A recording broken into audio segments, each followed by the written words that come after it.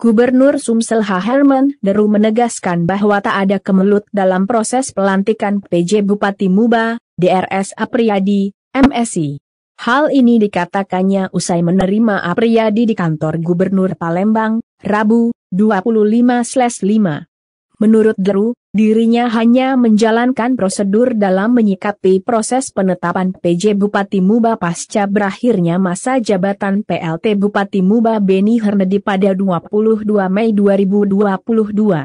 Saya tegaskan bahwa tidak ada kemelut, tapi kita membenahi administrasi. Perlu diketahui, Pak Apriyadi DP3 yang terakhir dia belum ada tapi sekarang sudah dipenuhinya. Sehingga tidak ada masalah lagi terkait prosesnya. Senin 30 Mei 2022 dia, Apriyadi, dilantik, ujar HD. Selanjutnya, HD mengatakan dirinya sudah mendelegasikan Apriyadi untuk segera mengajukan nama PJ Sekda Muba. Sudah ada satu nama yang diajukan, yaitu Musni, kalau tidak salah. PJ Sekda satu nama saja, tidak boleh tiga. Meskipun ini persetujuan gubernur tapi kita delegasikan yang melantik sekda itu bupati. Hal ini karena kinerjanya sekda itu terintegrasi dengan kabupaten yang bersangkutan, kata HD lagi.